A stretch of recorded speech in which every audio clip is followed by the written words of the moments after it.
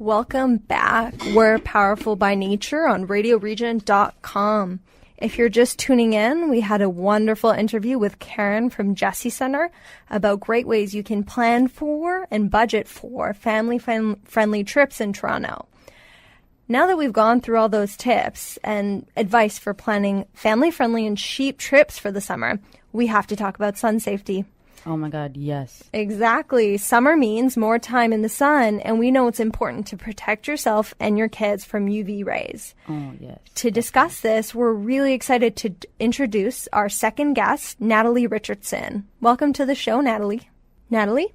Hi there. Oh, perfect. We're so glad we have you on the line. Thank you so much for having me. It's great to be here. I'm really happy to hear you're discussing such an important topic. Yeah, I just want to introduce you quickly before we get into some questions. So Natalie Richardson is a mother to identical twins, a writer, and a melanoma survivor. Diagnosed at 37 years old a few years back with stage 3B nodular melanoma, Natalie underwent surgery and treatment through a care center at Sunnybrook in Toronto. She now advocates to raise awareness about sun safety and prevention of melanoma and non-melanoma skin cancers, is a spokesperson for Save Your Skin Foundation, and has been sharing the roller coaster journey on her blog, Impatient Patient Mama. Welcome again, Natalie. Thank you. And we'll get right into it. So can you tell us when and how you found out you had melanoma? Yes, absolutely. I was 37 years old. It was about 4 years ago. And I had a mole that was on my hip, kind of like a beauty mark. My whole life, it was always there. And I was always a big sun, worshiper, I guess I would say, back in the day. And I had this mole that kind of started to change color and change shape, and it grew larger. And I ignored it. I was feeling fine. I didn't have any symptoms of anything, and I didn't know anything about skin cancer. So I kind of put it off and thought, well, it's just a funny-looking mole that's just changed. And then one day I was in the doctor's office with my daughter for a sore throat, and she said, "Hey, Mom, while we're here, why don't you show the doctor your mole?" And my doctor said, "What mole?" So I showed her, and the look on her face was a pretty clear indicator that I had let it go too long, and it was very dangerous. So I was in surgery 3 days later to have it removed, and it came back positive for melanoma, and then I found out that it had spread to my lymph nodes, which made it a stage 3B diagnosis, which is very serious.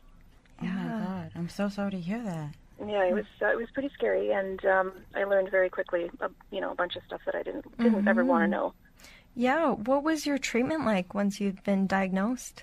Yeah, it was a lot. It was rough. I had to have surgery again, like another surgery to remove more of the mole because they didn't get clear margins around the edge, which is just terminology for making sure they took enough off the skin. But they also had to remove all the lymph nodes in the area. So I was in surgery and then on bed rest for 2 months, and I couldn't walk until I recovered from the surgery.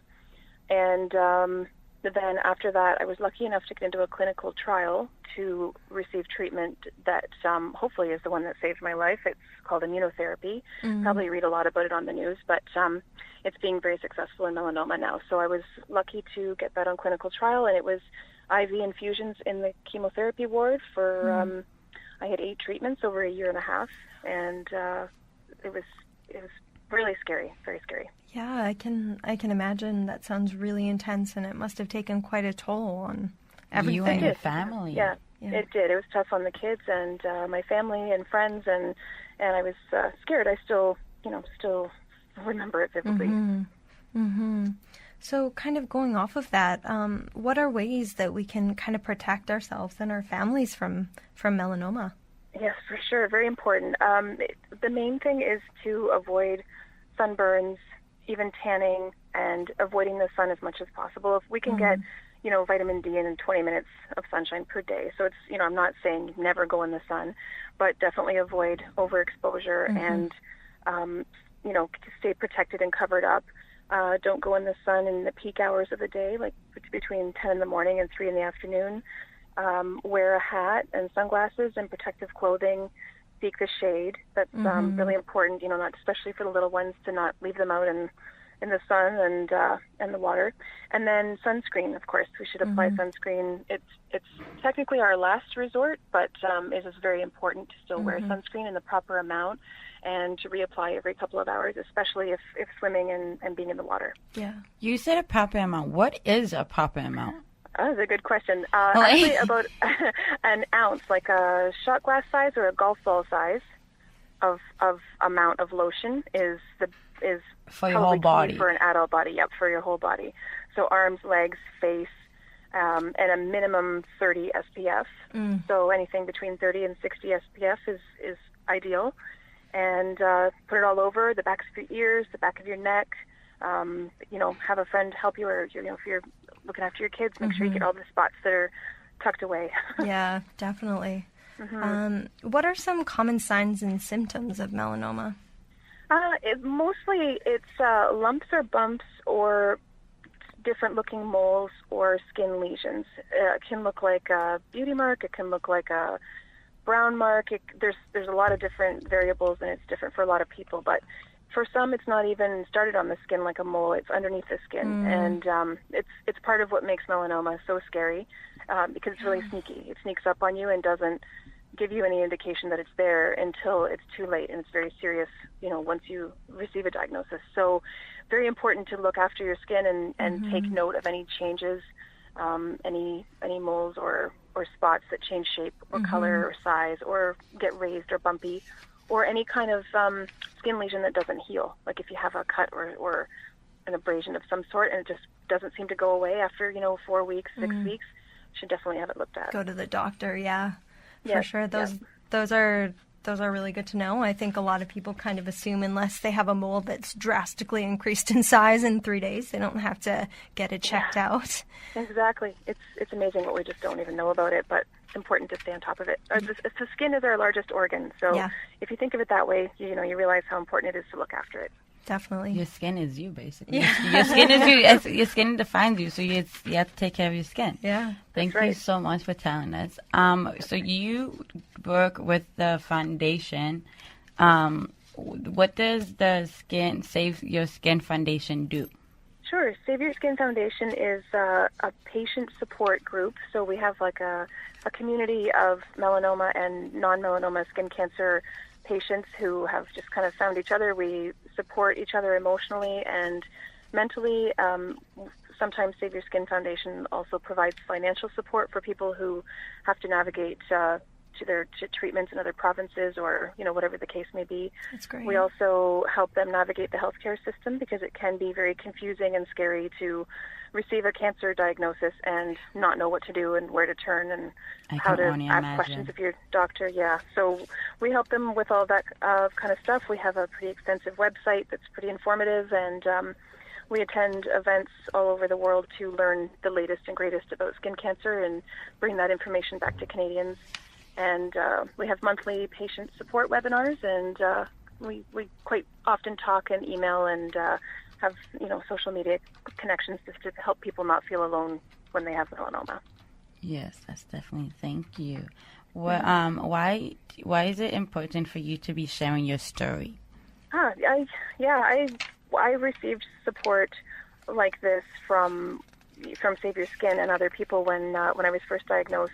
And it really helped me get through it. It helped me not feel alone, and it helped me to know how to handle it with my kids and live with a cancer diagnosis. So now that I'm feeling better and in remission at the moment, I feel it's my duty to give it back and be there for people who were in the same position I was in. And so I'm really honored and fulfilled to be able to do that work through Save Your Skin and through just sharing my story. I know that feeling. You love to help with people that help you. I love helping people that help me, and especially so thank you so much for that, and know you're happy for helping people, and know people really appreciate your help too with the foundation and stuff. You guys do an awesome job doing that. Thank you. What one thing you want to do this summer? We're asking all our guests, so we'd like to know what is one thing you and either you and as a family you guys want to do this summer. Sure. Well, I think my answer is not very exciting, but it's a very busy family and a busy life. And, and work hard. What I would like to do this summer is to read a book in the shade. That was my answer as well. I'd like to start a book and finish a book and enjoy it and take some time out in the shade. Yeah, definitely. So a lot of people want to be in the shade. You would be out of the shade. Yeah. Everyone totally understands. So yeah. The shade is healthier. It is way cooler than being in the sun. Yes. So we all understand and we all agree with you. That's right. Thank you so much for sharing your story with us today, Natalie. Oh, you're welcome. Thanks for having me, and thanks for discussing this important topic. No, thank you for sharing. This is an important talk for, I believe, all of us, especially when it comes to skin and the sun, and especially cancer-wise and stuff. Like, this is a very important topic and stuff. It was great having you on the show. And where can people find you? SaveYourSkin.ca. Okay, great. We'll make sure that folks know that exists. That's such a great resource. Thank you so much. And we want to just thank you. Have a great rest of your day. Great. Thank you very much. Great You summer. You too. We want to wish you all a great summer. We hope you all have a great time getting out there exploring Toronto. Thank you so much for listening today. If you would like to be a guest on Powerful by Nature in the future, please email us at powerfulxnature@jessiecenter.org. As always, if you think you may be pregnant or are a young parent, 19 years of age or under, contact Jessie Center at 416-365-1888 or go to jessiecenter.org. We'll be back in 2 weeks with a special show on kind of breaking down Ontario Works and OW. Oh, exactly. OW and ODSB disability. We want to break down the stigma surrounding both and help folks who are on either navigate that what can be a really complicated system. Absolutely, and can't wait for that show. Can't wait for that show. Thank you again. We are Powerful by Nature. Nature. Good night.